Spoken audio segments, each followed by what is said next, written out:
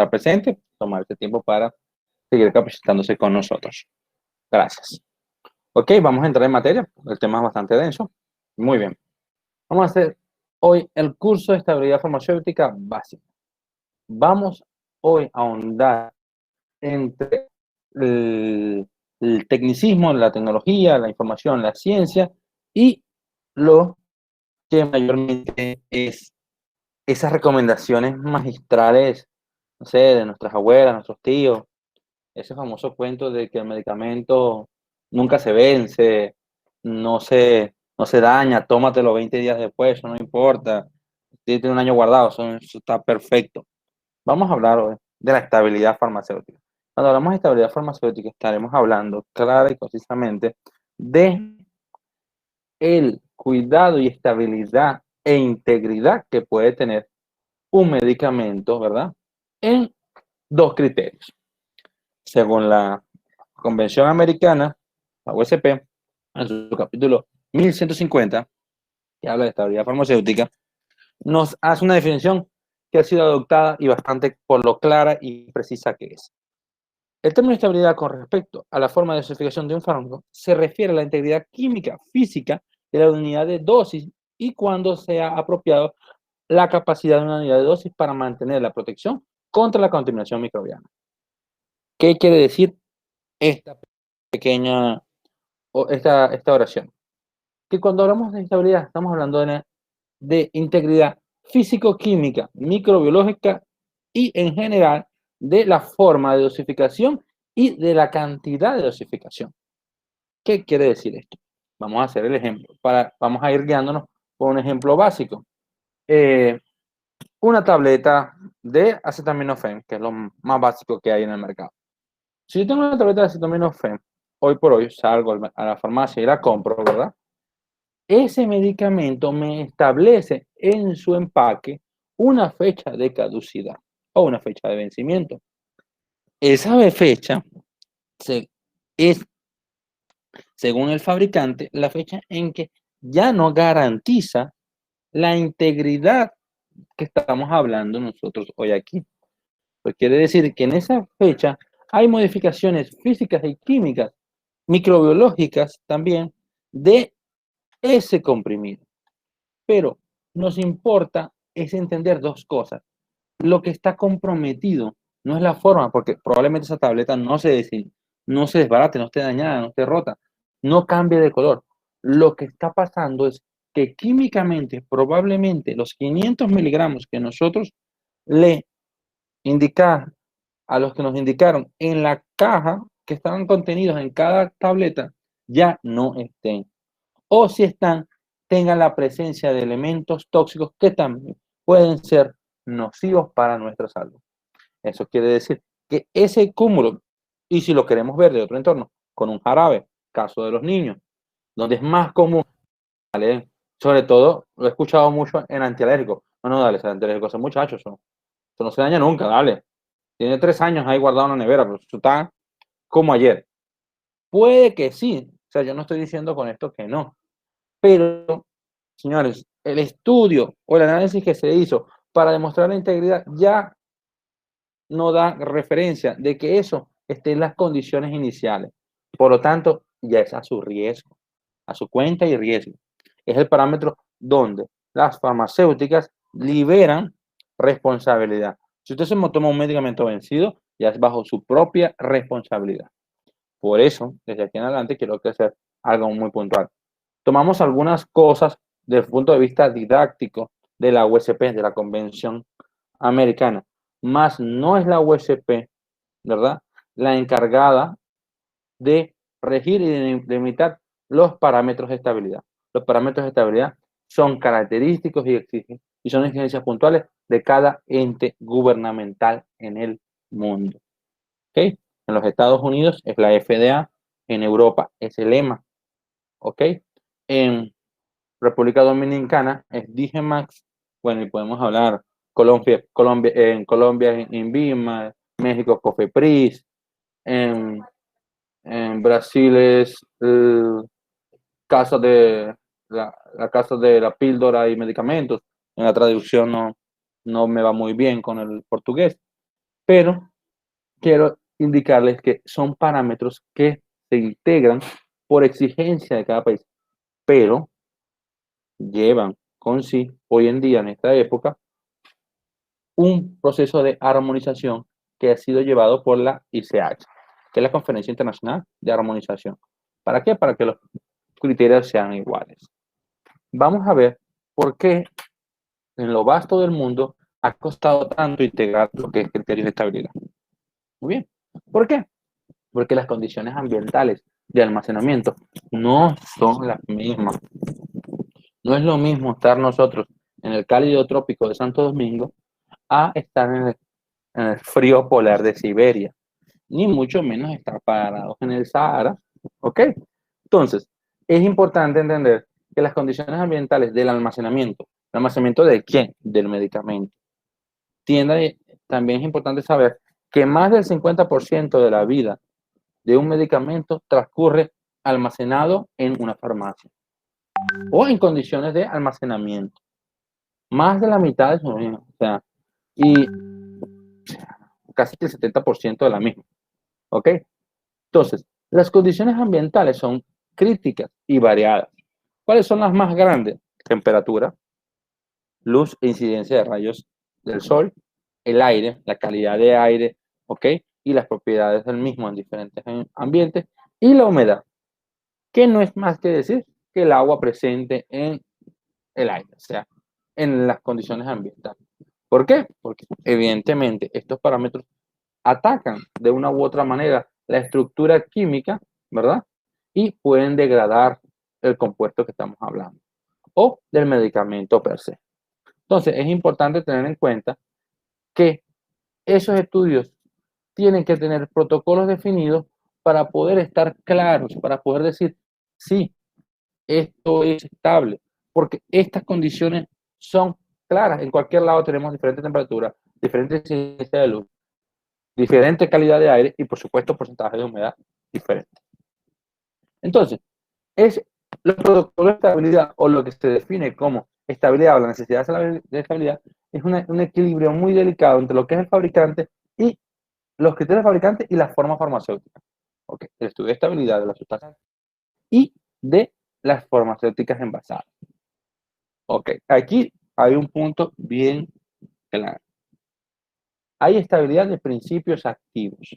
Ok, ese es un mundo mucho que está hoy en día más en voga por garantizar desde la fabricación la alta estabilidad de los principios activos. ¿Ok? Está en desarrollo, pero es compromiso del fabricante, de la planta química que genera el principio activo. Las responsabilidades más claras y más fuertes recaen sobre el que prepara la forma farmacéutica. ¿Eso qué quiere decir? Con el que coloca el medicamento en una farmacia y que a su vez va a estar en manos de nosotros. ¿Por qué recae sobre él? Porque él tiene que ser garante de que el fabricante entregó un producto estable o en una fecha de vencimiento y que su producto, que es la conformación, que es como en verdad nos lo vamos a comer, no es lo mismo. Quiero que vean, vamos a hacer el ejemplo de esto, como que es un protocolo, un cuidado, con la vaca. ¿Ok? La calidad de la vaca en una ganadera está definida en ciertos criterios, pero es solo cuando el animal es asesinado y empieza a ser segmentado que los controles, sanitarios empiezan a ocurrir. ¿Por qué? Porque cuando se empieza a cortar, que en verdad se empieza a disponer para el consumo humano. Ocurre lo mismo en la farmacéutica, aunque los fabricantes están desarrollando y han venido trabajando durante mucho tiempo en las estabilidades de sus productos. ¿Por qué? Mayor estabilidad del principio activo, podemos garantizarte mayor tiempo para usarlo y, bueno, genera más tranquilidad para controlar inventarios. Pero la estabilidad de los principios activos se mantiene a largo plazo, a tiempo real. Tarda mucho más tiempo del que puede tardar una farmacéutica en poder colocar un medicamento en nuestras manos. Y vamos a ver eso. Hoy nos vamos a dedicar a la estabilidad en manos de farmacéuticas. Bien, según la condición, básica que exige la norma para generar este estudio, vamos a entender y vamos a empezar a tener en cuenta un parámetro llamado temperatura ambiental controlada. ¿Qué significa esto? ¿Ok? Se busca simular las condiciones de cualquier farmacia a nivel global o el parámetro establecido. Las farmacias, en promedio, se espera que una farmacia por lo mínimo tenga un aire acondicionado para dar ciertas condiciones de temperatura. Se ha establecido que la temperatura idónea sea 25 grados, más o menos 2, y 60% de humedad relativa. ¿Okay? En estas condiciones, ¿verdad? Y en este punto del planeta, o sea, República Dominicana, se necesita que esas condiciones estén para poder hablar de la estabilidad en un tiempo prolongado, un tiempo real, ¿ok? Inalterado, o sea, son condiciones normales. Entonces, si yo quiero saber si mi producto dura 5 años, yo tengo que mantener en esas condiciones 5 años y ir evaluándolo frecuente. En cambio, como ese tiempo es muy dilatado, es muy largo, se establecieron internacionalmente los estudios acelerados, que buscan comprender de manera más rápida y dar información de primera mano para poder garantizar que la estabilidad de un elemento puede ser representativa a futuro. Son estudios predictivos, lo llamamos estudios acelerados, y se ejecutan a una temperatura mayor. ¿Por qué una temperatura mayor? Porque el simular una temperatura mayor, estamos simulando un mayor estrés de la molécula y de la forma farmacéutica. Entonces, esa, ya vamos a ver por qué, eso está totalmente correlacionado con la estabilidad de la molécula. Entonces, podemos predecir en un tiempo más corto. Estos estudios acelerados denominan un tiempo de 6 meses. Y es lo que habitualmente hacen las farmacéuticas con la mayoría de sus productos nuevos, antes de lanzarlos al mercado o antes de sencillamente solicitar un registro. ¿Ok? Se hacen estudios acelerados para probar que el medicamento cumple. ¿Ok?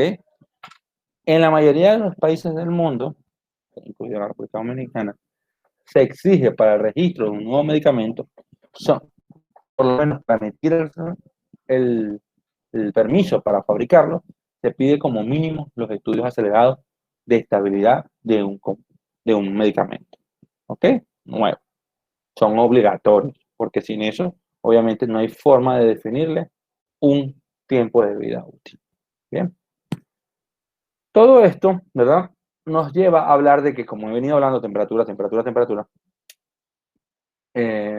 teóricamente se estudió el parámetro llamado cinética media. Temperatura cinética media sencillamente es parte de la resolución de la ecuación de Arrhenius para estudiar la estabilidad en diferentes variantes de tiempo, ¿verdad? Para ver cómo la temperatura incide sobre el comportamiento del mismo y si condiciones isotérmicas prolongadas pueden hablar de variaciones del almacenamiento.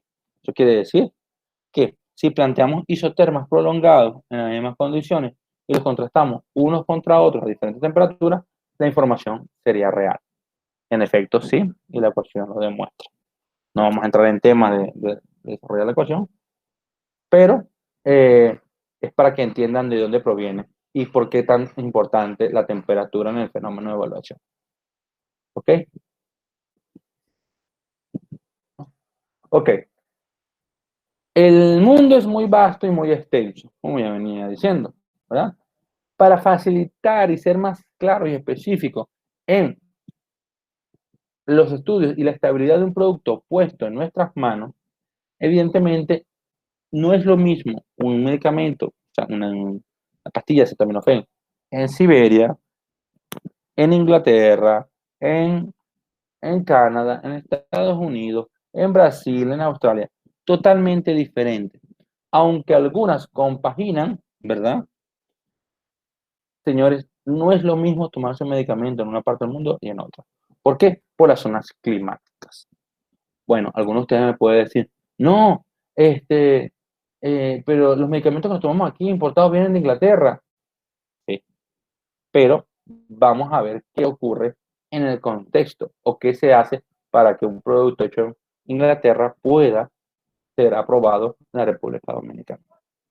Se picó el mundo en 4 zonas climáticas. La primera zona que está marcada con el color azul en el mapa es la zona templada, o sea, es una zona fría, ¿ok? Una zona fría con baja humedad. Obviamente es el hemisferio norte, ¿verdad? Donde están países como Canadá, Rusia, Noruega, Suecia. Son países con mucho frío y además baja humedad. Después está la zona tropical 2 o subtropical. Es posiblemente más o menos fría, más o menos, pero con una alta humedad, una humedad bastante elevada. ¿Ok? Aunque puede tener temperaturas frías como calientes, lo que lo va a definir en gran medida es el alto nivel de humedad. Por último, está la zona 3, llamada cálida seca, que es un segmento muy reducido del planeta, ¿verdad? Mayormente se consiguen en la zona de Arabia o en el corazón de África. Son lugares prácticamente desiertos, las temperaturas son muy altas y además la humedad es muy baja. Por lo tanto, la sensación térmica es directa, la temperatura que se siente es por incidencia del sol. El resto, que es la zona más abundante y la que nos compete a nosotros, donde hay más diversidad de países involucrados y en más regiones del mundo, es la zona climática 4, que es cálida, está comprendida en países que se encuentran entre el trópico de Capricornio y el trópico de Cáncer, ¿verdad? Y tienen alta humedad. ¿Por qué? Porque viven o colindan cerca de fuentes acuíferas abundantes, o sea, zonas cercanas al, a los océanos, ¿ok? Evidentemente siempre hay presencia de agua que genera altos niveles de humedad. Bien, entonces, ¿qué sucede con las zonas climáticas? ¿Cómo se traga esto? Ok, a, a cada zona climática se le ha definido una temperatura y una temperatura cinética eh, fija, ¿ok? ¿Para qué? Para poder evaluarla en condiciones reales y poder comparar por qué un medicamento de un lado del mundo y del otro lado del mundo tenga que comportarse de una manera. Hoy en día los grandes fabricantes del mundo, por la pregunta que me la pudieron hacer, trata de que sus medicamentos cumplan con todas las zonas climáticas.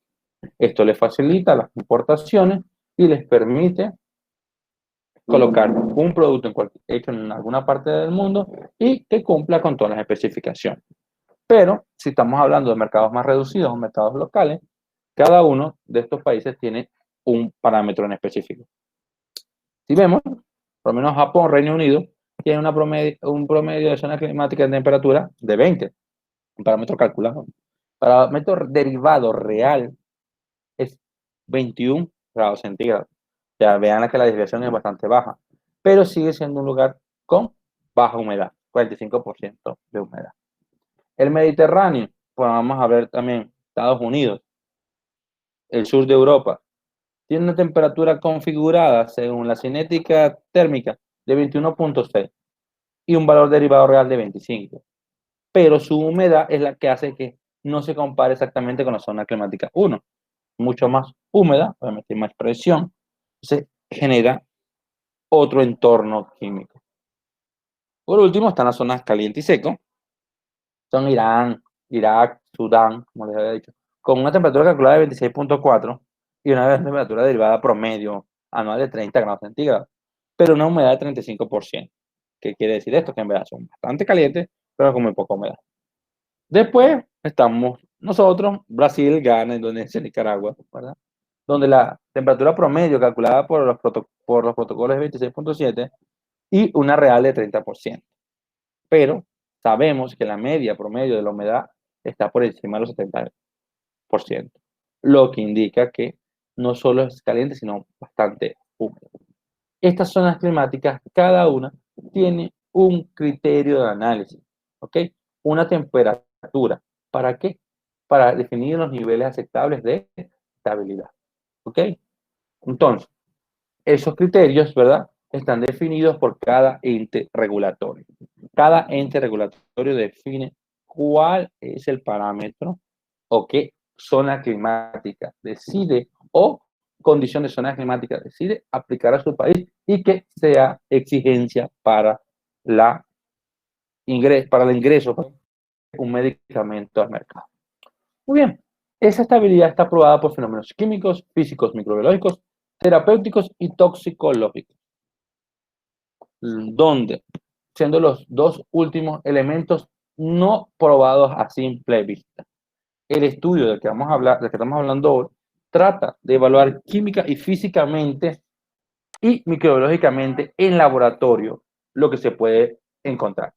Terapéutica y toxicológicamente, mayormente se deja al estudio del innovador. El innovador verifica la estabilidad terapéutica y toxicológica. En toxicología busca que las dosis letales de sus elementos sean controladas y que no vaya a haber intoxicación por el consumo del medicamento. Y terapéutica para regular y ver qué condiciones o qué concentración es la más adecuada para un organismo o una afligencia médica, o una cardiopatía, problema de riñón, ese tipo de cosas. Uno de los ejemplos para que no veamos que de desarrollo o el impacto terapéutico que se pudo tener sobre la salud, la estabilidad y haber estudiado esto, se da cuando se desarrolló la pastilla anticonceptiva. La primera pastilla anticonceptiva, ¿verdad? Desarrollada por allá por los 60, 70, ¿verdad? Se definió que obviamente la incidencia de hormonas en el organismo inhibía la generación de un óvulo en la mujer.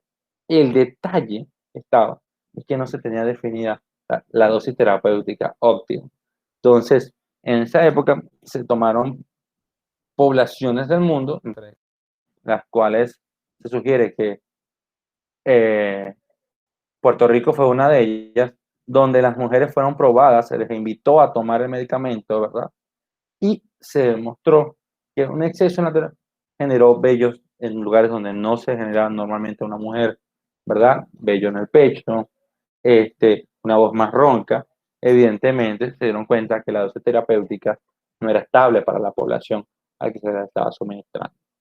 Entonces ahí tienen un ejemplo, pero eso se queda en los estudios preliminares de una farmacéutica para llevar al mercado. Otro ejemplo un poquito más simpático, Pfizer con el protocolo de Viagra. Viagra era un medicamento pensado que había cumplido química, física y microbiológicamente sus pruebas de estabilidad, ¿verdad? Y se tenía que probar su incidencia terapéutica y toxicológica. Cuando se empezaron a hacer las pruebas internamente, medicamento que era para una cardiopatía, termina teniendo falla terapéutica en la acción coronaria, o sea, en la cardiopatía, pero evidentemente generaba la erección que todos conocemos y bueno, ¡pam! Eso se convirtió hoy en día en Viagra. ¿Ok? Entonces, para que vean dónde quedan estos dos últimos puntos, porque me dirán, no hay que evaluar la estabilidad terapéutica. No, se desarrolla en el punto de el innovador cuando va a sacar un nuevo medicamento, un nuevo fármaco al mercado. Bien. Ok. La evaluación de estos criterios es clara. Los cambios de propiedades físicas del producto. No hay forma ni manera que nosotros nos demos cuenta de eso. Imagínense que es un producto químico, líquido, alteración de la transparencia. Si todo el tiempo el medicamento el jarabe que usted le da a su niño es transparente y un día se le pone marrón, ahí pasó algo, evidentemente. El producto es líquido y homogéneo y de repente usted ve que está separado en una nata y en un agua por otro lado. Está malo. Aparecen precipitados. Estamos mal. Modificaciones también en el color, pero de manera interna, o sea, destellos de color. También. ¿Y qué pasa más aún? Que todo esté probado con alteraciones que son propiedades organolépticas. Nosotros vemos el color, olemos, por si hay la presentación de una fermentación, lo probamos, vemos si hay presencia de algún amargor no tradicional y hasta en el tacto vemos, ¿ok? Hay casos, espero que no le haya pasado, donde con productos de baja calidad se se observa que al cabo de un tiempo, si el almacenamiento no ha sido el más adecuado o el que define la etiqueta, que vamos a hablar de eso, ¿verdad? se forman pequeños cristales dentro del jarabe. Entonces, evidentemente, colocamos el jarabe en nuestras manos y sentimos como unas pelotitas dando. O sea, esos son cristales formados ahí. Entonces, evidentemente, el producto carece de estabilidad. Pero en la evaluación de los criterios hay que ser claro. El fabricante nos dice dos cosas en su caja y dos cosas que son importantes y la gente no le presta atención. Y discúlpenme que soy enfático en eso. Las condiciones de temperatura, que ya les dije por qué es importante, porque va a definir la cinética, toda la fisicoquímica involucrada en este programa, está definida por... Nos dice la temperatura de almacenaje, véanlo, eso no lo dicen de gratis. Eso que dice que de 25 grados a 30 grados centígrados es por algo, ¿ok? Y si le dice refrigerado, más aún, ¿ok? Y además nos da una fecha de vencimiento. Estos parámetros se están amarrados, enlazados por la naturaleza de la información que traen con ellos, ¿ok? Por eso, ¿qué habla del deterioro del medicamento? Depende de una relación entre estabilidad y buenas prácticas. Es así. Si yo tengo un producto estable, tengo unas malas prácticas, el producto va a estar mal. Puedo tener muy buenas prácticas y el producto no es estable, igualito. Estamos en lo mismo. Entonces, cosas importantes, materias primas y materiales de dudosa calidad, es un punto a trabajar en este sistema. Métodos de producción inadecuados, también nos pueden traer problemas. Mano de obra no capacitada, por supuesto. Instalaciones no adecuadas, maquinaria y equipos no adecuados, manuales o procedimientos deficientes o inexistentes, siendo lo segundo lo más común. No que sean deficientes, son inexistentes. No hay manuales para producir con ciertos criterios. Evidentemente el producto sale fuera de control. Malos sistemas de apoyo crítico y malas políticas de postventa. Como les hablaba de la caja, el empaque, malas políticas de postventa. Hay sencillamente por ahí elementos que no están claros en la temperatura que van a definir y entonces en postventa se vuelve un desastre. Un ejemplo claro, clarísimo. La gente piensa que los óvulos femeninos pueden estar al lado de las tabletas en una farmacia. Y no, señores, ese medicamento tiene que estar a menos de 5 grados centígrados o por lo menos de 10 grados centígrados, porque ese compuesto, se los aseguro, la mayoría por pruebas, por calidad, se prueba que a 35 grados, 37 grados centígrados, funda, o sea, se disuelve. Y bueno, tenemos claro, aunque se exige que una farmacia tenga aire acondicionado, sabemos muy bien que no es la realidad general ni del país, ni de Latinoamérica, ni del mundo. ¿Ok? Porque hay lugares donde en el mundo que cuesta poner un aire acondicionado. Entonces, que el manejar que haya una distribución de un medicamento y se sepa que el medicamento no debe llegar a una farmacia que cuente con una nevera, evidentemente es una mala política de postventa, porque si yo estoy llevando un óvulo para allá, evidentemente el producto se va a descomponer y va a estar en condiciones alteradas al momento que la persona compre el medicamento. Entonces, eso es un punto. Les doy ese ejemplo para que entiendan, porque a veces dicen, no, la política de postventa, pero ¿qué puede pasar la política de postventa? Entender, pero se tienen que saber qué condiciones tiene, porque si bien la farmacia tiene una parte de responsabilidad ante la ley y por decido por los establecimientos, dicho, la responsabilidad mayor recae sobre la farmacéutica fabricante. Okay. Muy bien. ¿Cuáles son las causas reales de un problema de estabilidad de un producto farmacéutico? Para las características físico-químicas del fármaco, es importante. Las características del envase, cierre y empaque. Características de condiciones de almacenamiento, son claras. La forma de fabricación, los diferentes métodos de fabricación pueden ser críticos. Las características físico-químicas de los excipientes, aquí en la estabilidad empiezan a cobrar alto valor los excipientes utilizados para un producto.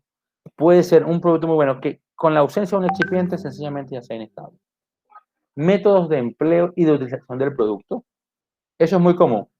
Ese, como es el más raro de la lista, les dejo esta foto. Hay práctica de gente que dice, no conseguí el medicamento, pero hay unas capsulitas. Vamos a comprar unas cuantas cápsulas, las abrimos y nos las tomamos en agua. No, señores, eso no le está garantizando. Usted no sabe si esa cápsula que usted tenía ahí era para disolución en en el intestino, porque usted no está a cabo de saber la tecnología. ¿Okay? Entonces se tomó eso y como si no se hubiera tomado nada, absolutamente nada. Obviamente, el nivel de implementación de buenas prácticas de manufactura con validación. Muy bien. Depende entonces, ¿de qué depende la de estabilidad? Vamos a resumirlo porque aquello era muy largo. Ok. Del fármaco o sustancia activa, de los auxiliares de la formulación, eso quiere decir los excipientes, del proceso tecnológico, las máquinas y la tecnología que tenga para fabricarlo, y esto englobado de las características de calidad del medicamento, señores. Un medicamento se define con mayor calidad. ¿Por qué? Porque es más estable que otro. Y al ser más estable, tener mejor ingeniería de formulación, puede ser, puede ser que sea más biodisponible y tenga otras condiciones que lo hacen un producto mejor. Bien, tipo de cosas. Hay diferentes tipos de estudios de estabilidad. Un minuto.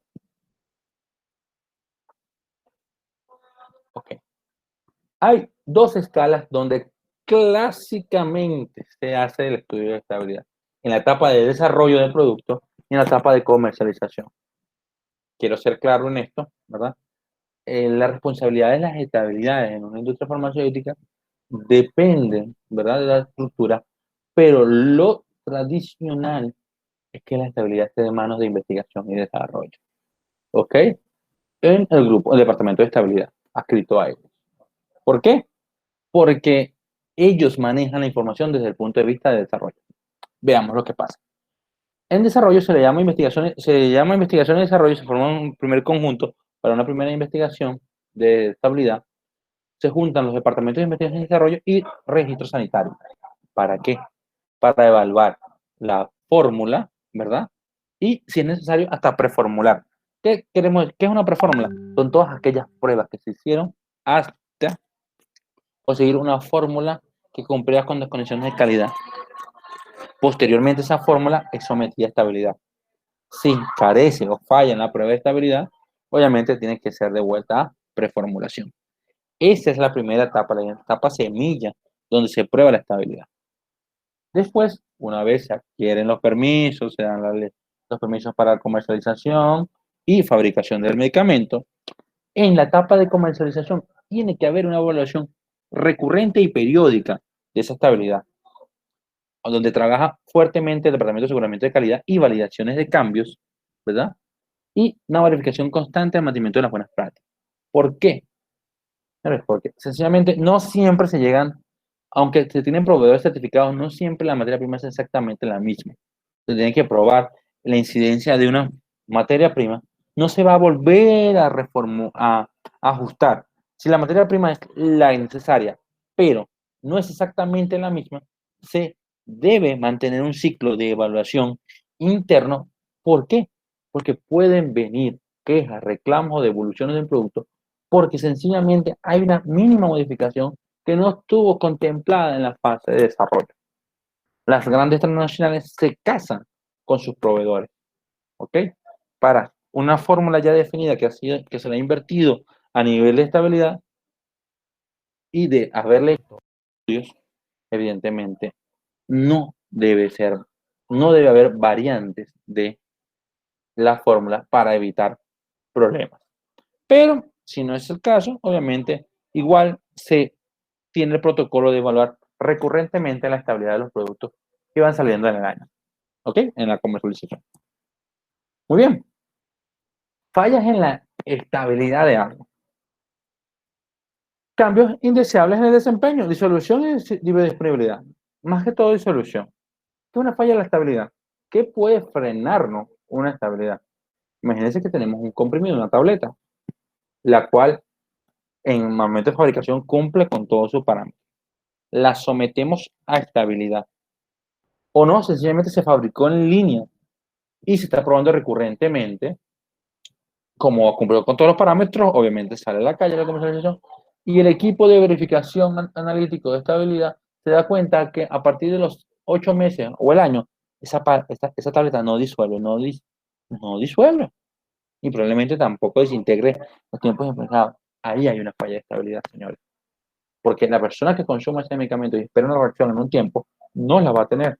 Evidentemente se afectó la biodisponibilidad del producto y inmediatamente la calidad del mismo. Cambios notorios en la apariencia física, ya lo hemos dicho, estamos claros. Usted tiene un jarabe blanco y después lo ve amarillo o marrón, claro que eso está mal. Fallas terapéuticas por pérdida de potencia de la etiqueta. Aquí está un punto clave. Aquí donde se mete en verdad el estudio, donde en verdad se le pone la lupa. Falla terapéutica por pérdida de potencia de la etiqueta. ¿Qué quiere decir esto? Imagínense que estamos hablando de una metformina, ¿ok? Para problemas de azúcar, ¿ok? La molécula tiene en ciertos medios a degradarse. Entonces, si la formulación no fue probada y no fue bien estudiada, o sencillamente un proveedor diferente, puede estar en un ambiente donde la molécula pierda actividad, se desdoble y se desintegre. Así estando en polvo, señores, que es lo más impresionante, estando en polvo, dentro de un comprimido, se devuelva y o sea, se modifique químicamente y evidentemente el producto de la modificación no es activo, no tiene efecto terapéutico. Por lo tanto, la persona se tomará el medicamento y obviamente recaerá en problemas porque evidentemente no está la dosis que se garantizó en la caja. Es un problema grave de estabilidad, una falla, lo que llamamos una falla de estabilidad, que inmediatamente está referida a calidad del producto. El caso más extremo y más fuerte es provocar intoxicaciones por los productos de descomposición. Imagínense que no es que se desdobló la molécula, se descompuso y esos elementos son tóxicos. Bueno, evidentemente hay el potencial de generar una intoxicación y más en medicamentos de enfermedades crónicas. Una enfermedad crónica es aquella de que se considera una enfermedad crónica en el punto de vista farmacéutico, es aquella que una vez es determinada, o sea, o descubierta, es una enfermedad que no tiene cura, o sea, que se convive con ella el resto de la vida. Por ejemplo, se desarrolla usted una cardiopatía, tensión alta, usted va a beber medicamento de cardiológico para el resto de su vida, sea una variante u otra. Entonces, obviamente, imagínense que estar consumiendo un producto no tiene una falla de estabilidad, evidentemente, la mayoría de los elementos tóxicos son acumulativos. Y bueno, se está acumulando, usted propiamente se está envenenando. El remedio lo está envenenando. Es peor el remedio que la enfermedad. Muy bien. Factores que afectan la estabilidad. Muy bien. Están los factores ambientales que llamamos y lo vamos a trabajar, que es temperatura, oxígeno, el mismo dióxido de carbono presente, la luz y la humedad. En el fármaco, los excipientes, ¿qué importa? El tamaño de partículas, los impurificantes, elementos que no hay forma, y el pH, el que están escritos. Evidentemente, contaminación microbiana, la contaminación por trazas metálicas. Este punto está un poquito más desarrollado hoy en día porque casi que todas las plantas ya es exigencia que tengan un sensor de metales pesados en su casi que metal. Y la extracción por el cierre por el sistema de envase cierre. O sea, dónde están colocados. Aunque no lo crean, eso influye en muy buena medida en la estabilidad. Ok, entonces, los tipos de estudios de estabilidad son físicos, químicos, microbiológicos, terapéuticos y toxicológicos. Eso ya lo hemos dicho. Pero a partir de acá nos vamos a centrar en estos tres elementos: físicos, químicos y microbiológicos. Ya dejaremos un poco de lado los terapéuticos y toxicológicos. Muy bien, ejemplo de inestabilidades físicas en soluciones orales, tabletas, suspensiones, semisólidos y cápsulas. Este es el universo donde vamos a trabajar hoy, porque es la mayoría de las gamas de los productos que se pueden trabajar. No trabajaremos con la integridad y estabilidad de un producto estéril porque cumple con otros criterios de estabilidad un poquito más delicados. Y hoy estamos en la parte básica. Este tema es bastante largo, así que estamos tratando de dar un segmento de información valiosa en el tiempo que nos hemos planteado. ¿Ok? Entonces, soluciones orales, tabletas, comprimidos, esto es un jarabe, puede ser una suspensión, semisólidos, estos dos, supositorios o cápsulas blandas, como aquí, y de cápsulas podemos tener rígidas como blandas.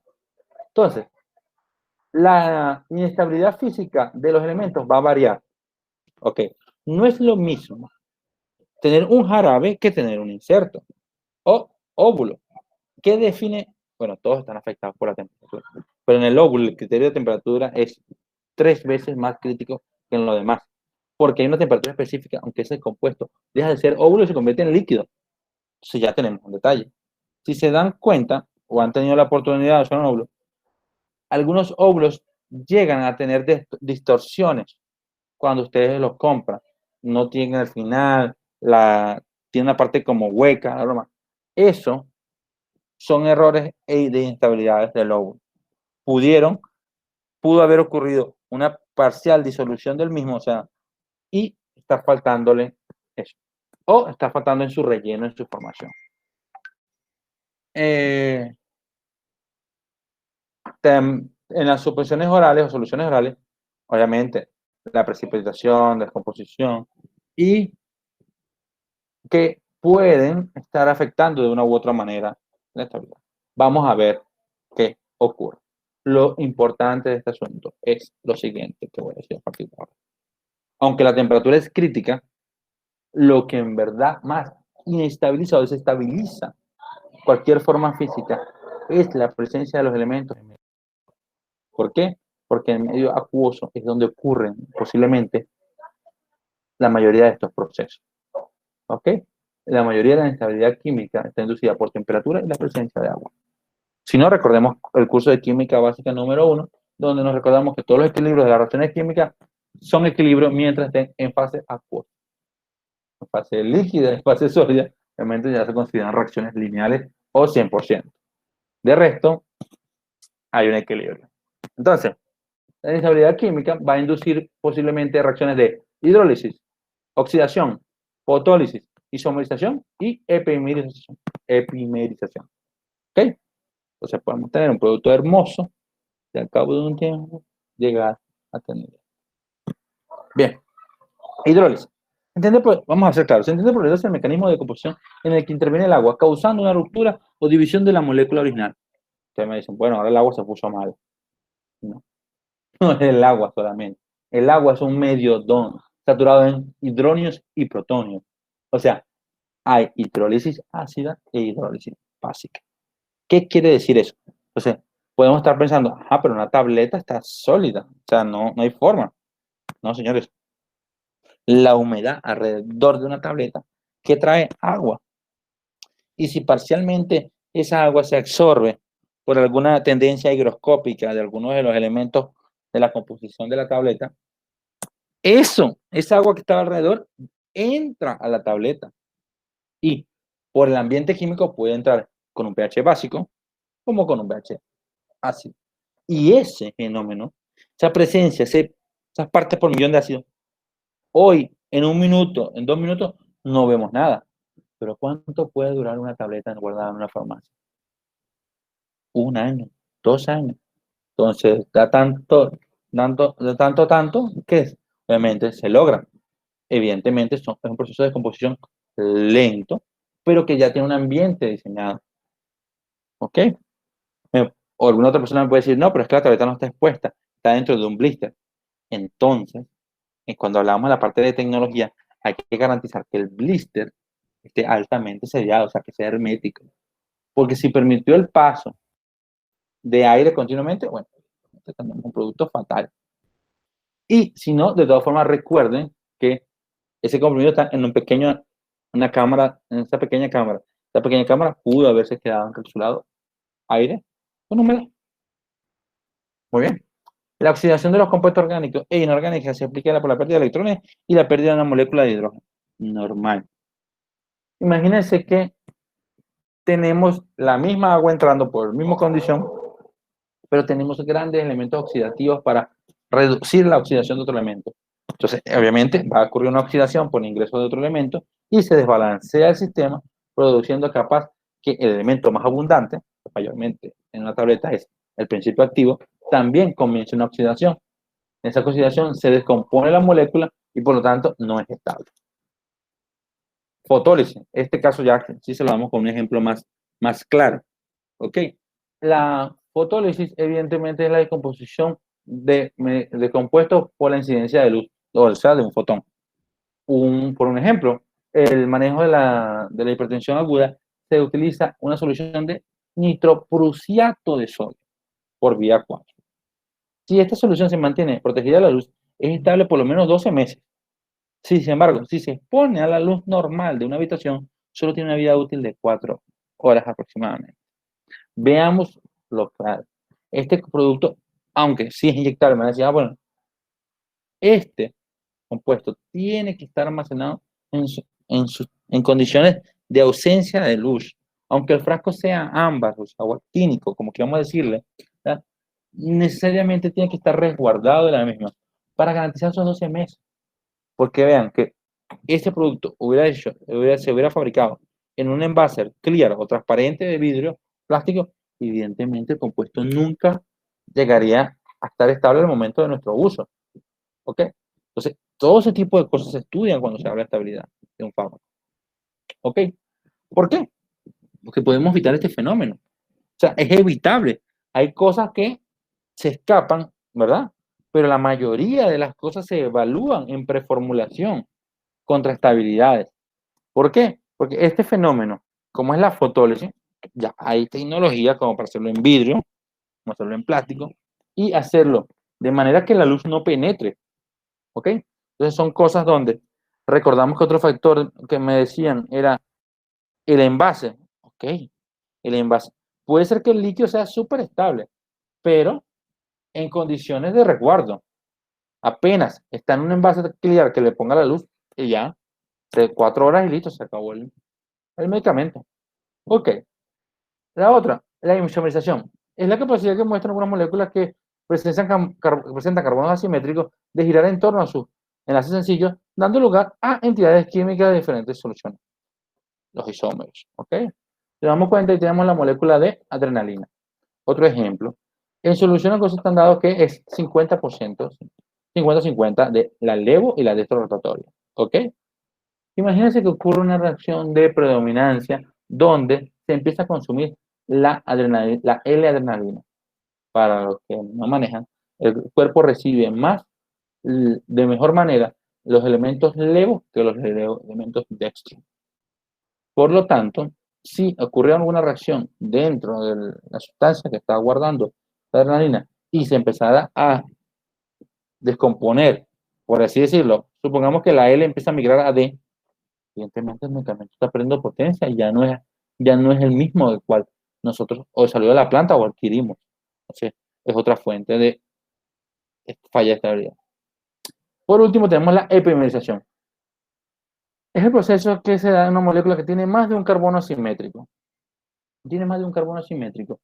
Se puede dar, la palabra epimerización sirve para designar un par de diastereoisómeros.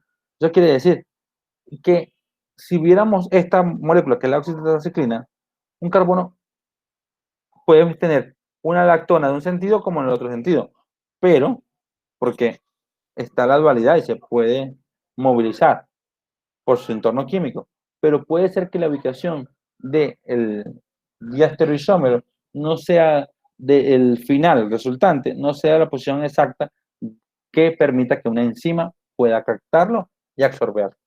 Por lo tanto, no absorbemos el medicamento, evidentemente el fármaco, el medicamento per se, no nos sirvió.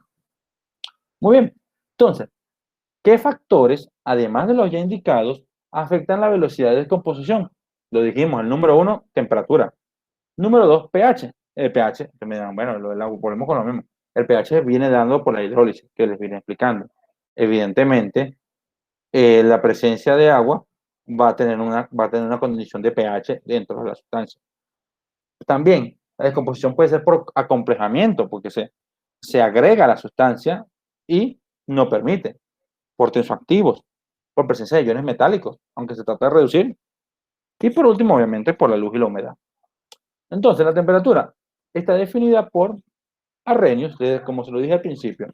Por allá, cuando le hablaba de aquella ecuación tan grande.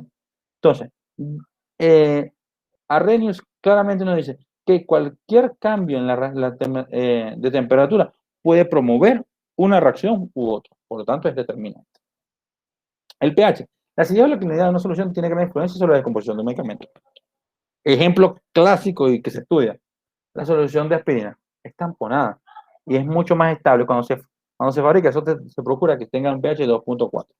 Porque por encima, cualquier vecindad cercana a pH 7, ya la molécula va a ser una velocidad de hidrólisis y se incrementa rápidamente.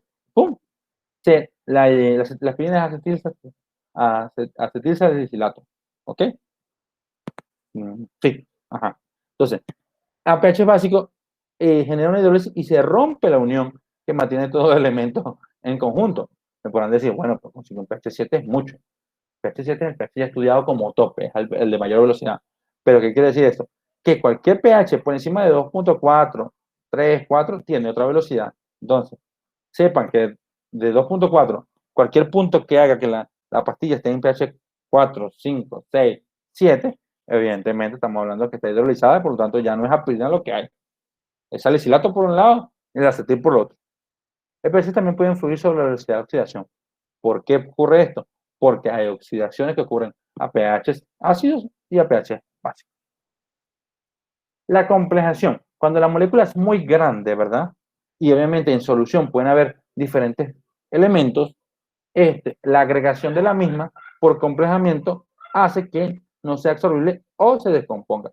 Por ejemplo, los efectos de los complejos con cafeína con analgésicos locales, tales como besocaína, procaína y tetracaína. Entonces, una reducción de la velocidad de descomposición por hidrólisis. ¿Okay? ¿Qué se busca? Causar una reducción de la velocidad de descomposición. Hay gente que prefiere colocar benzocaína en entornos donde está complejado con cafeína para garantizar su estabilidad y trabajarla de mejor manera. Obviamente, también en algunos casos donde se espera que la hidrólisis ocurra en nuestro estómago, nos dicen o han visto medicamentos que se recomienda no tomar posterior a la toma de café. ¿Por qué? Porque, bueno, la cafeína es complejante orgánico, puede hacerlo. Tiene los grupos PA. Uno de los efectos contrarios es desametrona gamma-ciclodestrina. La gamma-ciclodestrina es una molécula que se ha utilizado ampliamente, es un gran complejante, ¿verdad? La dexametasona tiene demasiados puntos activos, ¿verdad? Entonces puede generar muchas reacciones en paralelo. Entonces, la ciclodestrina es un gran complejo que la agrupa y aumenta su estabilidad. Muy utilizado para inyecciones y para elementos inyectables para usarlo como vehículo. O sea, sí, está complejada, pero un acomplejado que después que entra en nuestro organismo se desdobla y permite la liberación. Los tensoactivos.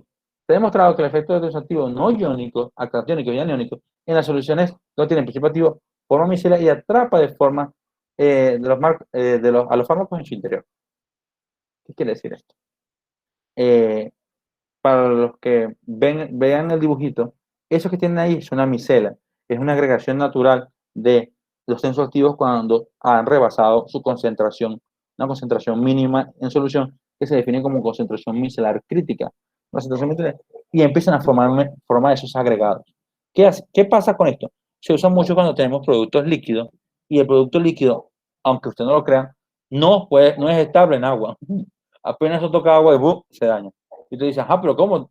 Pero obviamente tenemos que ponerlo en forma de jarabe. Entonces se formula con tensoactivos, se satura en tensoactivos y se incorpora dentro de ese núcleo a través de aceites, muchachos. Ese círculo que está en blanco, son lugares donde son afines los compuestos orgánicos y no permiten, por la agregación de esta forma, entrar el agua. Un ejemplo clásico es la emulsión de Scott. La vitamina A dentro de la emulsión de Scott está en una micela y el producto está saturado en agua. O sea, tiene agua, pero al final del día es una emulsión, garantizando que no tenga intercambio con el agua y además los iones hidróneo o protonio no toquen y ataquen. Es una forma de corregir también o de ayudar a evitar el pH, las incidencias por pH. Uno de los ejemplos es la estabilización de solución micelar benzocaína y procaína frente a la hidrólisis de vitamina A por oxidación. Se hacen micelas, ¿verdad?, de benzocaína para frenar la hidrólisis de la vitamina A. Otro ejemplo. Para los que no saben, la vitamina A es muy fácil de oxidar, muy fácil de oxidar. Ok, presencia de metales pesados. Aunque cada día se hace más controlado esto, hasta hace 2-3 años sus niveles solamente se evaluaban 2 o 3 compuestos orgánicos, 2 compuestos metálicos, perdón. Hoy en día es exigencia. ¿Por qué? Porque estos metales son capaces de promover reacciones oxidativas o de generar radicales libres en ciertas concentraciones. Y bueno, y además son acumulativos en nuestro organismo, por eso también son estudiados. Pero son ayudantes para que la descomposición ocurra, o sea, hay que reducirlo. La luz y la humedad. La luz especialmente para fotólisis, ¿ok? La clorpromacina, ¿ok? Es un ejemplo de un compuesto que en verdad apenas ve la luz, se descompone. Y para la humedad, la aspirina. ¿Por qué? La humedad promueve, es hidrolítica y trae pH de 7, empieza a basificar y bueno, ya les expliqué que se fracciona la molécula. Muy bien. Ahora ya hemos hablado de todo lo que químicamente puede estar pasando, pero tenemos otro elemento, microbiología. Y este es altamente importante en los productos líquidos. Muy importante. Tenemos que tener un producto que tenga la capacidad de mantener la carga microbiana controlada. Como les dije al principio, hablamos ahorita de medicamentos no estériles. Ok, para los productos no estériles se utiliza en formulación bacterioestáticos. Quiero que entendamos bien claro este elemento. Son elementos que procuran mitigar y llevar al mínimo el crecimiento microbiano. No son capaces de eliminar a nadie, sino de mantenerlos a raya porque inhiben su crecimiento. ¿Ok? Entonces, esa microbiana, ¿qué tienen que hacer? Que yo en un tiempo cero lo prueben al final del camino y mi producto no tenga microorganismos desarrollados. Pero ¿cómo es eso? ¿Cuál? ¿En verdad es posible? Sí, hay fuentes de contaminación microbianas grandes. El agua, si estamos hablando de un jarabe, el agua es todo. En el agua hay grupos gram negativos, pseudomonas, santomonas, flavobacterium. ¿Ok? Posible. Señores, el aire del lugar donde preparamos el producto, el aire que alimenta el blisteo del producto. O sea, hay elementos, claro. O la exposición. Hay gente que dice, mantenga ese producto tapado y guardado, y viene y lo deja tapado. Señores, se nos están ayudando el asunto. En el aire podemos tener esporas de hongo, ¿ok? Penicillium, aspergillus, erias, algunas. Eh, esporas de bacterias como Bacillus septum y levaduras. Las materias primas. Hay materias primas que pueden traer por su conformación micrococcus. Ahí tiene. Los almidones utilizados para generar, avisel un ejemplo, posible coliforme, tiene que estar evaluado. Pigmentos, obviamente tienen productos, tienen gran química involucrada, pero también tienen muchos orígenes naturales, entonces salmonella o la presencia de un virus puede estar presente. Materiales botánicos, oxirrábano yodado, extracto de tula, todo eso pueden traer grandes niveles de coliformes, hongos y levaduras. Aunque está permitido el que lo tengan ellos, el producto final no los puede tener porque deja de ser inocuo para la gente. Las gomas, antinomicines, materias primas de origen vegetal, salmonela. Todo lo que venga de origen animal, salmonela y coliforme. Ahora, las personas que operaron el producto, que lo desarrollaron, coliformes, estafilococos, streptococcus, el equipo, y dependerá de los productos fabricados anteriormente y los procedimientos de limpieza utilizados. Imagínense que usted está en una planta de jarabe y hicieron un producto de origen botánico y el lavado no fue lo suficientemente, iban a hacer un producto con un principio activo farmacéutico. Evidentemente, si no hay un debido lavado, la carga microbiana está ahí. ¿Por qué les digo eso en proceso de producción? La estabilidad fue probada en condiciones controladas, pero hay elementos que toman la estabilidad en principio que no siempre se vigilan y tienen que controlarse. Por eso cuando empezaba hablamos de buenas prácticas, porque es un equilibrio entre tener estabilidad y tener buenas prácticas. Muy bien, hablemos de los envases. El envase inmediato o primario es el más importante para nosotros. Entiéndase que un medicamento tiene dos empaques, el primario y el secundario. El secundario es presentación, obviamente es la cajita donde lo colocan, ¿verdad? Aunque da un pseudo resguardo, lo importante es el resguardo que dan los frascos o los blisters. Ok, en los blisters, como esto es un tema de desarrollo y de perfil de producto, ¿verdad? Sépanse que hay listas dedicadas a decir en qué materiales deben ser guardados ciertas tabletas u otras. La USP por lo menos tiene una lista bastante amplia donde nos indica que dependiendo del principio activo, ¿qué empaque es el que tenemos que estar usando?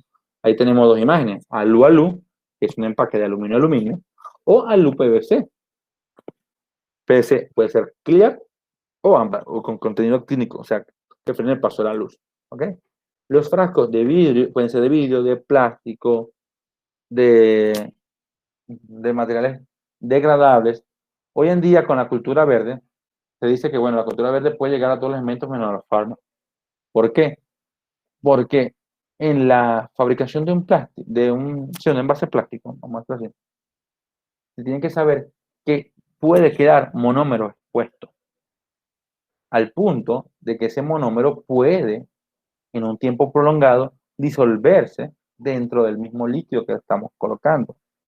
Entonces, aunque se sabe que hay hidrólisis, ¿verdad? Por la presencia del agua, algunos estudiosos han hablado de que con la presencia de altos niveles de propilenglicol y alcohol en algunos frascos específicos, han conseguido evidencia de propilenglicólisis, o sea, descomposición de ciertos elementos por la formación de propilenglicol. Y me dirán, ajá, que tiene que ver el envase ahí. El precursor se ha encontrado que eran radicales libres de los monómeros que habían en los plásticos, que inducieron la reacción. Entonces, vean que hasta el empaque es importante estudiarlo y tenerlo precisado, porque es un punto crítico para la estabilidad de un producto. Muy bien. Motivos por los que suben las directrices. Ahora vamos a hablar porque la gente se puso de acuerdo. Yo creo que está más que obvio, ¿verdad? Para hacer los estudios de estabilidad y definirlo. Necesidades de mantenerse en el mercado.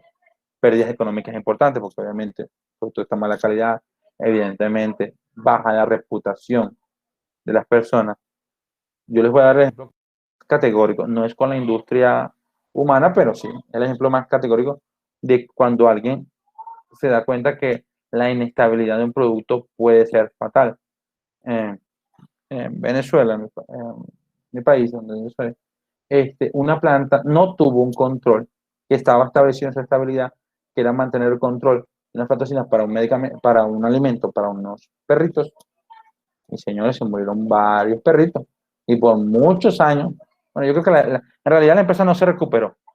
Fue vendida y todo para recuperar su presencia. Pero fue tan grande la pérdida económica, porque el impacto fue tan grande, con demandas y demás, que evidentemente entendemos que la estabilidad del producto puede ser determinante. ¿Ok? Destrucción de medicamentos alterados, desconfianza en la comercialización de los medicamentos con relación a la calidad, bueno, lo que acabo de decir, desconfianza de los consumidores, parte de lo mismo, y la responsabilidad de una autoridad sanitaria, necesidades de una reglamentación. Yo no puede ser, o sea, todo medicamento tiene que estar normado y reglamentado, y de una autoridad sanitaria que nos diga, mira, esto es así por esta razón, y basado en estos estudios. Entonces, por ahí nació la necesidad.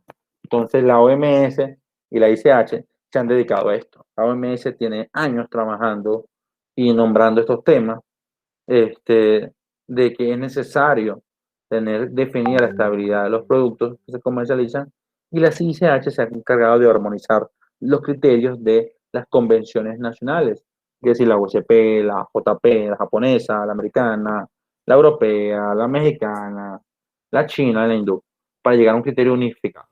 La mayoría de los criterios unificados los van a conseguir en la ICH. Son directrices claras, tanto de principios activos como producto terminado. Son los protocolos Q, QAB, directrices generales, QIB, fotos de estabilidad, QIC, productos de nuevas formas farmacéuticas, que quiere decir nuevos desarrollos en formas farmacéuticas no comunes. Hace unos años, en esa lista estaban los QC, estaban los orodispersables, esas pastillas que se colocamos en la boca de hoy y se desintegran y se absorben por la mucosa. Ya hoy en día son comunes, pero hace pocos años, cuantos años, estaban entre nuevas formas farmacéuticas, por dar un ejemplo.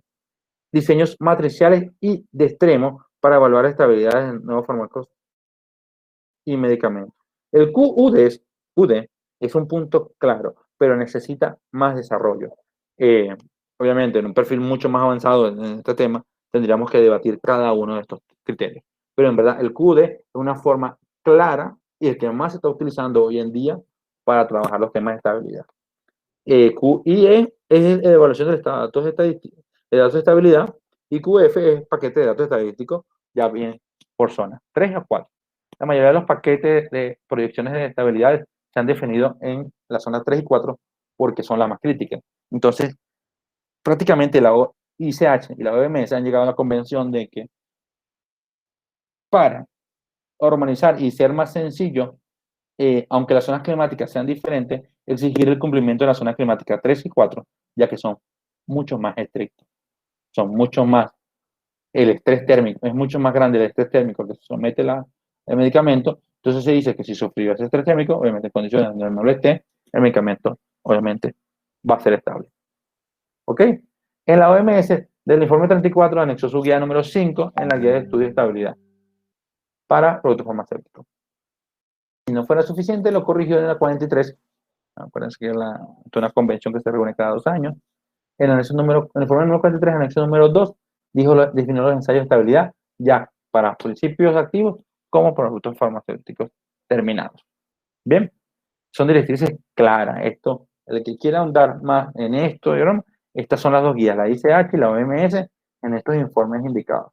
Muy bien, vamos a el día a día en una farmacéutica. No se me duerma, no se me duerma. Ok. El estudio, lo normal, lo que vamos a ver en un día a día en la parte de desarrollo de formulación, el estudio de estabilidad se le da. Es aquel estudio que se exige para el registro de un nuevo medicamento. Esto es, escuchen esto, es así. Esta referencia es del procedimiento de Centroamérica, del reglamento centroamericano. ¿Ok? En Centroamérica está mucho más estandarizada este protocolo. Tomamos Centroamérica como vecino de referencia dominicano y trabajar en el mismo esquema de trabajo al haber una ausencia de un protocolo nacional. Somos claros. ¿Okay? Pero bueno, esto se aplica aquí. Lo que no está escrito. Ok, es un estudio a 6 meses, mejor dicho, 180 días. Me gusta más decirlo en días. Y con las siguientes condiciones de almacenamiento. Tenemos que tener una cámara a 40 grados centígrados y una humedad relativa de 75%. ¿Ok? Esto es para las formas sólidas. Para las formas líquidas y semisólidas solamente se exigen los 40 grados centígrados. El factor de la humedad no es tan relevante. ¿Por qué? Porque obviamente si un líquido ya allá adentro hay agua, entonces la hidrólisis va a ocurrir normalmente. Se establece más para la sólida porque obviamente ver lo hermético del envase que fue diseñado. El análisis, aquí, lo voy a decir desde este momento. No me pregunto. El análisis de un producto de estabilidad es con la metodología de validación. Lo que ya fue validado, ¿por qué? ¿Y esto por qué? De una vez, porque el estudio de validación exige el ensayo de selectividad. Y si se dan cuenta, y alguien lo ha hecho, el estudio de selectividad es una prueba de todos los fenómenos químicos que le puede ocurrir a un principio activo. Ya. ¿Ok? Hasta ahí puedo decirlo. Muy bien. El análisis será inicial, 90 días y 180 días. ¿Ok? No es que, no, esos son todos los meses. No. Al principio, a los 90 días, a los 180 días. Esos son 3 análisis que usted presenta. Claro, por lote. La cantidad de lotes que le exijan ya va a depender del ente regulador. Actualmente, dije más, exige 3 lotes. Muy bien. Condiciones para realizar estudios de estabilidad de medicamentos que requieren refrigeración. Porque, obviamente, si ¿y cuál es ese que requiere refrigeración? El que la etiqueta dice que tiene que tener una temperatura diferente. Más o menos menor a 15 grados centígrados. Entonces, se tiene que guardar a 25 grados centígrados, más o menos 2 grados centígrados, puede ser 23 y 27, a 60% de humedad, por un periodo mínimo de 6 meses. Y vuelve a lo mismo. Primer día, análisis, a los 3 meses y a los 6 meses. Ya 3 análisis en ese periodo para demostrar la estabilidad. Se me había pasado. El criterio actual, el criterio va a depender si usted le dice H, si usted lee OMS, o si el ente aquí decide otra cosa.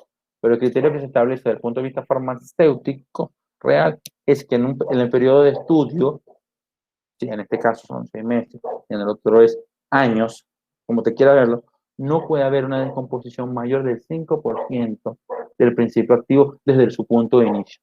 Eso quiere decir, si usted arranca su análisis, usted le dio 102 su valoración, y a los 3 meses ya te le dio 95, aborte eso que hizo ya ese producto por estabilidad en criterios farmacéuticos serios, ya está ponchado. Aunque alguien venga y le diga, no, pero ese producto aguanta 90%. No, porque yo no estoy analizando un producto que va a salir al mercado, estoy analizando un producto que está siendo sometido a estabilidad. Sigamos. Ahora, la estabilidad a largo plazo, esa que se define, es la única metodología para probar seriamente el medicamento, esta que se va por años. El primer año nos exige un análisis inicial, como todos, un análisis intermedio, o sea, como a los 6 meses, y otro a los 12 meses. Después de ahí se hace anual. Eso quiere decir que puedes tener hasta 5 años. ¿Por qué decimos 5 años? No hay registro farmacéutico que dure más de 5 años. No hay organismo en el mundo que le emita 5 años. ¿Ok? Más de 5 años. Esto me lo comentan, yo lo repito como lorito en ese sentido. En los 90, la política interna permitía, ese es el máximo. Entonces todos los productos tenían 5 años. Pero no era porque estaba aprobada la estabilidad, sino porque se estableció como protocolo. Tú te das registro y te dan con 5 años. Hoy por hoy, Centroamérica y Dominicana se ha ajustado con un estudio de estabilidad acelerada, positivo, o sea, que no hubo más del 5% de descomposición, en los 180 días, a usted le dan un producto, una vigencia de 2 años en su producto. No exija más porque no se la pueden dar por un estudio de estabilidad. Ok. Ahora, para las condiciones de estudio de medicamentos que requieren refrigeración a largo plazo, son 5 grados centígrados, a los que tiene que estar sometido por no menos de 12 meses. Si se dan cuenta, aquí la temperatura en el periodo a tiempo real no se las dije. Ahí se define condiciones de 25 grados centígrados, que se las dije desde el principio, o condiciones de no mayores a 30 grados. ¿Por qué? Porque son condiciones naturales. Usted puede apegarse a definir que usted puede decirle a la farmacia que su temperatura máxima es 25 y usted prueba su estabilidad real a 25 y en su protocolo de postventa está definido esos 25. Pero la data es la que va a hablar por usted. Muy bien. Y las condiciones para estudio de estabilidad de medicamentos que requieren congelación. Ok, ¿por qué no hablé de acelerado con productos con congelación? Porque no hay forma ni manera. Usted tiene que hacer estudio de estabilidad a largo plazo. Por eso que son las grandes farmacéuticas las que tienen vacunas y desarrollo más grande. Porque obviamente tienen el capital para desarrollar y tener estos tiempos de espera. Entonces, en este caso de congelación, tiene que aguantarse a menos 20 grados centígrados, que es el límite para un congelado. Un límite menos 20 es caliente para un congelado. ¿Ok? No mayor a 12 meses y obviamente igual, tiempo inicial a los 6 meses y a los 12 meses. Se dice un tiempo intermedio como mínimo. Aquí la gente procura hacer más tiempos intermedios. Muy bien. Entonces, vamos a lo básico, a lo real, al resumen, al review de los requisitos de un estudio de estabilidad. Necesitamos una cabina de estabilidad. Es necesaria, es vital. ¿Por qué? Porque ya sabemos que los criterios de los que vamos a evaluar está definido por un estrés térmico. O sea, vamos a modificar la temperatura para lograr el estudio simulado en el tiempo. Se recomienda y se requiere que obviamente sea utilizado para dicho análisis unos estándares certificados, ¿ok? Preferiblemente USP. Evidentemente tiene que haber un desarrollo químico y analítico para poder evaluar la hidrólisis, la oxidación, la fotólisis y los demás elementos que se quieran estudiar. Al final del día, toda esa información conjunta se procesa, se lleva a una matriz y se genera la data de estabilidad. Como les vine diciendo, no es más que la evaluación continua en un tiempo del producto donde no se permite más del 5% de la composición del punto de partida. ¿Ok? ¿Qué quiero decir con esto con el punto de partida? Ok, me pueden decir, el producto, mira, el producto según normas internacionales es USP, el producto es USP y aguanta 90, 110. Cuando el análisis de partida me dio 105. Perfecto. Ese producto al final del estudio no puede tener menos de 100 como resultado de analítico. ¿Por qué? Si tiene menos de 100, ya la molécula se descompuso en el periodo.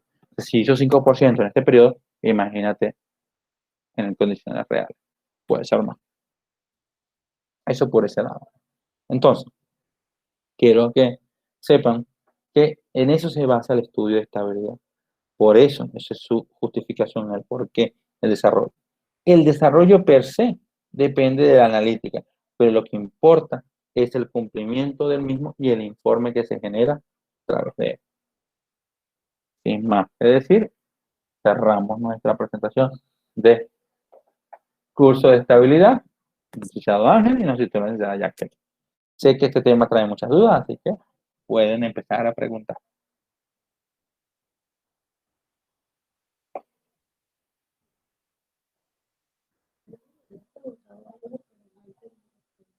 Ah, teníamos una pregunta pendiente, disculpe. No sabía que había una pregunta pendiente. Ya responde. Menos un segundo.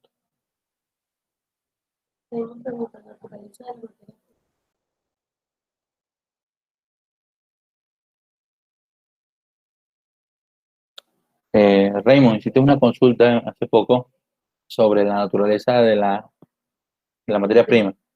¿Me puedes aclarar la consulta o era un comentario? No estoy al cabo de saber.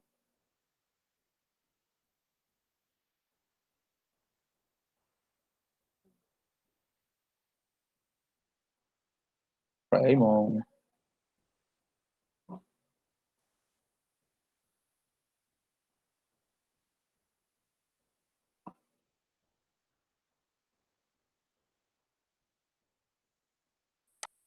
Algún ejemplo, por favor, de bacteriostática, porque hasta donde tengo entendido se aplican algunos antibióticos. Lo de hace rato, Ok, Raymond. De otra persona. Ok, Raymond. El metilparabeno es un bacteriostático. Su función es inhibir en cierto nivel el crecimiento. Eso es, por lo menos en lo que es productos líquidos, los parabenos han venido a suplir esa necesidad de estos bacteriostáticos. Porque en la formulación de antibióticos es un poco más delicado. Porque, imagina, los productos de antibióticos, dependiendo de cuál sea, vamos a dar un ejemplo más amplio, penicilina. Penicilina.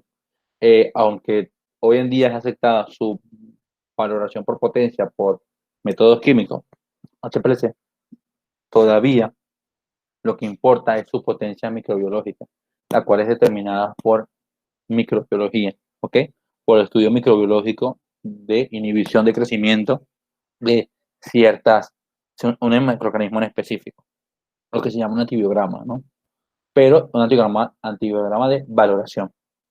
Entonces, esta incidencia, ¿no? Este tipo de producto es un poquito más delicado porque la formulación se trata de equilibrar claramente eh, el contexto de cómo el principio puede mantenerse todavía dispuesto, activo de buena manera, sin afectar la estabilidad del mismo ante, o sea, inhibir su propio efecto. La mayoría de los elementos antibióticos si no se le colocan bacteriostáticos, pero su tiempo de vida útil es menor. Aunque tú veas por ahí elementos que te digan que duran años, te, te lo digo no.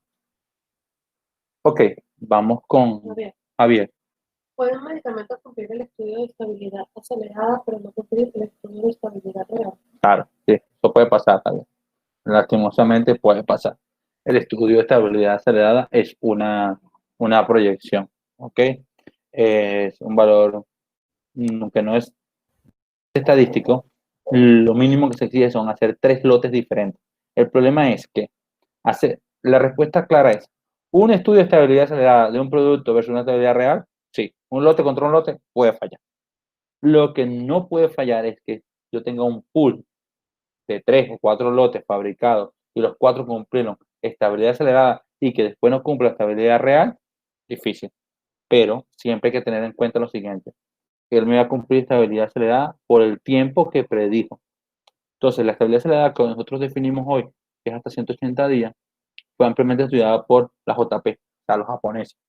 Los japoneses determinaron que ellos son los padres de la temperatura media crítica, la temperatura cinética media.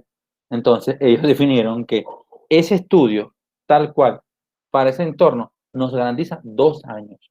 Después de 2 años es totalmente predictivo.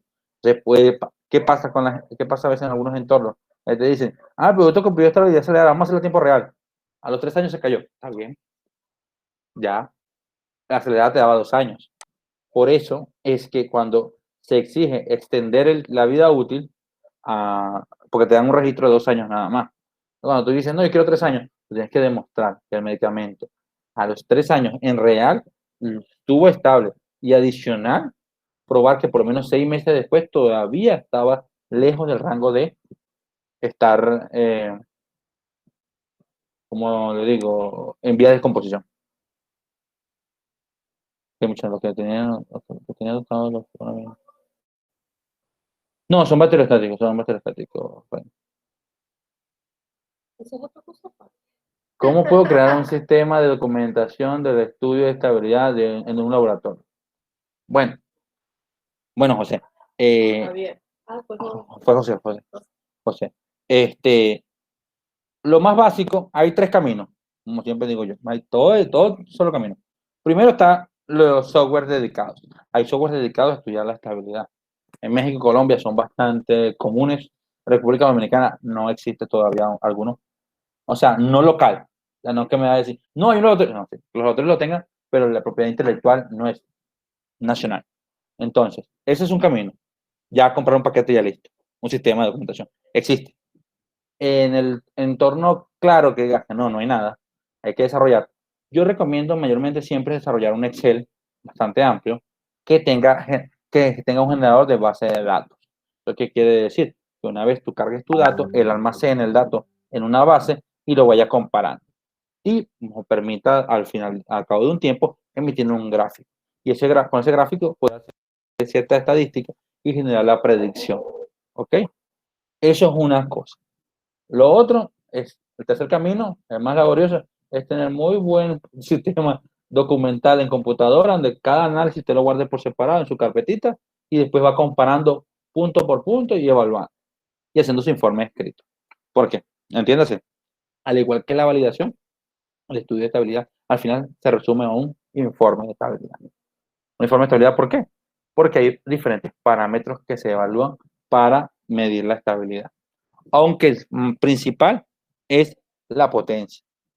Pero es importante también saber que cualquier cambio diferente a la potencia es crítico. Por ejemplo, yo di el caso de la disolución, pero por ejemplo, usted tiene una tableta, está haciendo el estudio de estabilidad, hay que hacerle la desintegración. La tableta tiene lo que tiene, porque usted solo lo machaca, lo tritura y lo analiza, pero usted lo pone en el desintegrador y no pasó nada. Evidentemente el producto tampoco establemente no es. ¿Por qué? Una propiedad física fue afectada. Entonces, ahí es donde se te complica el almacenamiento de toda esa data. Pero mi recomendación, desarrollar un Excel, si es posible con un macro. Nosotros estamos, por cierto, nosotros estamos en eso. Cualquier cosa, nos puedes contactar. Siguiente.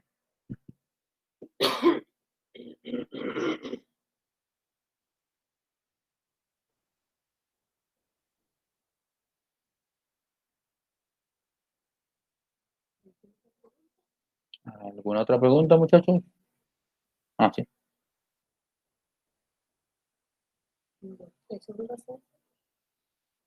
Sí.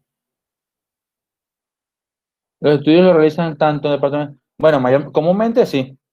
Aunque te digo, yo trabajo en entornos y yo prefiero siempre. Yo le digo a la gente lo siguiente: eso ya es dependiendo del entorno donde tú lo hagas. Pero a mi entender, esto te lo está diciendo Ángel en su perspectiva, en lo que ha visto. El trabajo de estabilidad es de desarrollo, investigación y desarrollo. ¿Por qué? Porque en verdad control de calidad está dedicado y diseñado para responder a temas de materias primas y productos terminados. ¿Ok? Que en muchos laboratorios en control de calidad hay un departamento de estabilidad. Eso es otra cosa.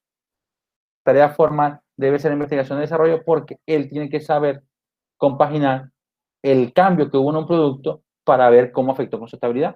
Y si él es el padre de la data inicial, que es la estabilidad original, evidentemente, lo lógico es que sea investigación y desarrollo, pero aquí es ambiguo. Aquí mayormente, localmente, lo que veo en control de calidad, hay un grupo de personas para estabilidad y fuego con eso.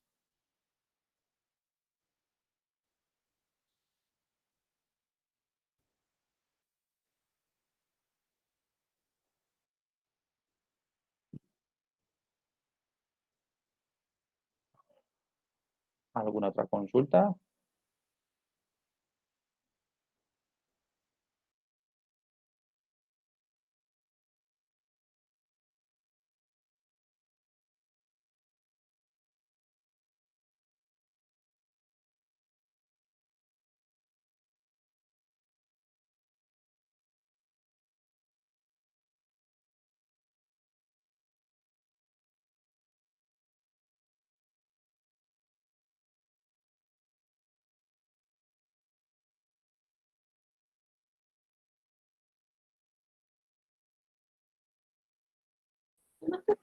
Bueno, si no tienen más consultas, procedo a cerrar.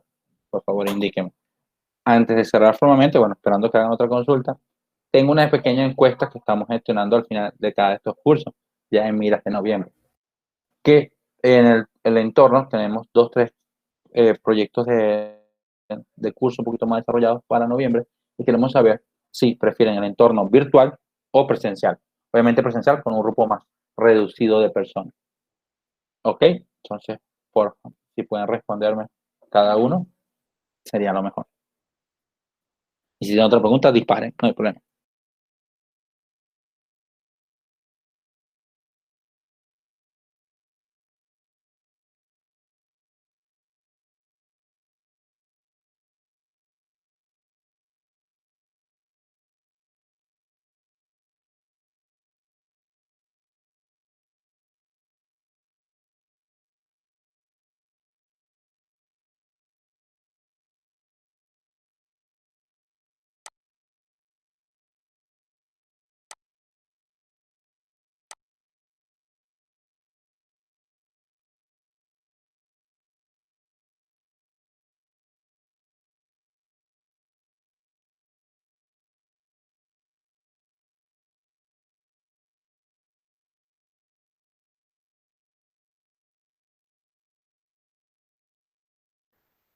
José, tú como que eres el chico de estabilidad, ¿verdad?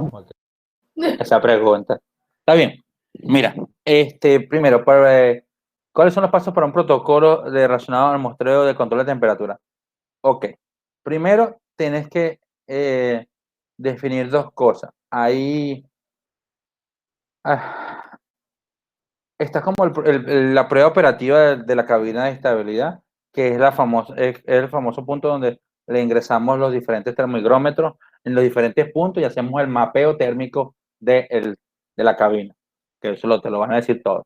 O pones temperatura o pones, Raymond, ya te van respondiendo. Pones los diferentes puntos y determinas las diferentes variabilidades de toda la cabina. Si es una cabina y si es un cuarto, más aún, más importante aún. Sobre todo los protocolos de muestreo de control de temperatura se aplican a cuando es un cuarto completo de muestras de estabilidad. Se ponen los termómetros de diferentes parámetros en diferentes puntos y se censa. Se mapea y se busca el punto más caliente y más frío, tratando de que ninguno de estos dos la distancia, su delta, entre entre los puntos fuera. ¿Esto qué quiere decir? Si estamos en Dominicana, ninguno puede pasar de 42 y está por debajo de 38 en ningún punto. Entonces, haces el mapeo y dejas dos termogrómetros, el del punto más bajo y el del punto más alto. Y esos son los que vas a ir controlando periódicamente. Es el punto. Así defines tu punto de muestreo con un mapeo térmico del cuarto o de la cabina. Si es una cabina, mayormente la temperatura que te marca el sensor es representativa. Si me estás preguntando que cada cuánto tiempo tú registras el dato de esa temperatura, yo le digo a las personas que preferiblemente cada 12 horas, ¿ok? O diario. Porque en verdad, si tienes un sistema automatizado que se esté guardando la data, sí, por supuesto, mándaselo cada hora. Configura que el equipo cada hora genere y registre el dato. Si es manual, cada 12 horas, para que esté. Entonces, Después me dice cuál es el motivo de control de temperatura, estudio de estabilidad celular. Dice el protocolo de limpieza. El protocolo de limpieza, ok, no había leído lo de la cabina. El protocolo es una cabina. Si es una cabina, se planifica cada 6 meses su limpieza. ¿Me estás hablando de limpieza física o limpieza por remoción de muestras? Es diferente. Porque si tú vas a hacer una remoción, por cada vez que varias una muestra te da un comportamiento que se explota un frasco u otro tipo de cosas, es muy diferente. Pero las cabinas en medida se lavan o trimestral o semestralmente. Se hace un barrido, se toma cierto momento, se espera, se aspira y espera tener 2 cabinas. La limpieza física, supone por el interior. Ok. La limpieza. Si la cabina es adecuada, hay que saber que está hecha completamente en acero quirúrgico. Acero quirúrgico. O sea, 16L. Por lo tanto, se procura, ¿verdad?, lavar con agua y un bactericida potente, probado, realmente probado, que se rocea y se esparce por la superficie. Lo más importante y lo más crítico de las cabinas de estabilidad es el suministro de agua, porque es el punto de mayor contaminación. Se tiene que controlar, tiene que ser agua de muy, muy baja dureza, porque se incrusta y eso sí satura el sistema y tranca y hace y genera grandes cambios de temperatura y sobre todo cambios de humedad. Tienes puntos diferentes de humedad. Entonces, la limpieza es semestral o trimestral, como te aguante tu organismo, y sobre todo si tienes otra cabina como para poder sacar los medicamentos por ese día y colocarlos en el otro, porque la limpieza, aunque se trata de ser rápida, puede tardarte 2-3 horas. Esas horas no son suficientes como para decir que se rompió el ciclo térmico que venían trabajando. No te preocupes por eso. Pero limpieza es física, mayormente con agua y un paño con solución bacteriostática, y se remueve después con otro paño con agua limpia.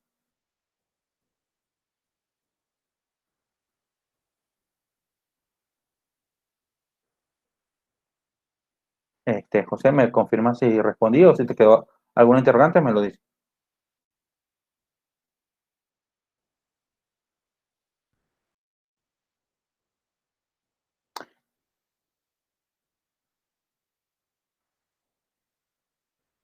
Eso es. La respuesta correcta te la va. Yo te voy a dar la lámina donde está la respuesta correcta. Y esa parte no es de un curso básico, pero yo te voy a mostrar dónde está la respuesta.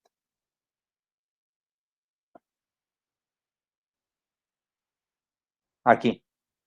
Busca la directriz ICH, código Q1D, diseños matriciales y de extremos.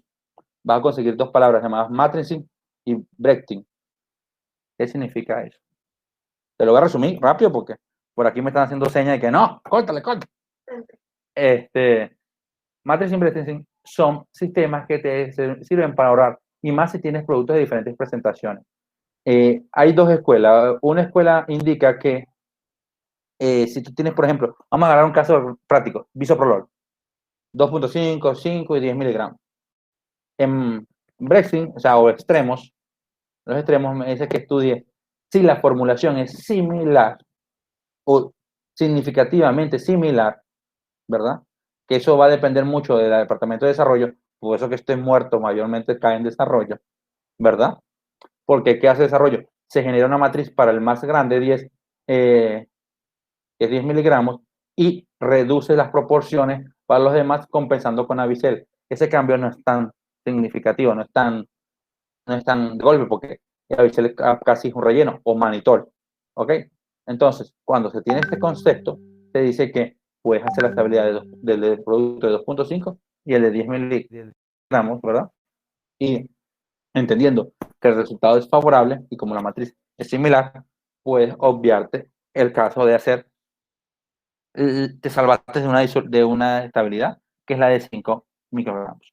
El matrixing es que compuestos que tienen diferentes entornos, ¿verdad? Tú los guardas todos en la cabina de estabilidad, entonces decides bajo un sistema matricial que define un protocolo que escribes y defines, tomar inicial tomas todos, pero en primer punto, desde los 6 meses, desde los 3 meses, perdón, tomas uno u otro, o sea, no tomas todos. Y los que quedaron ausentes para el final son los evaluados.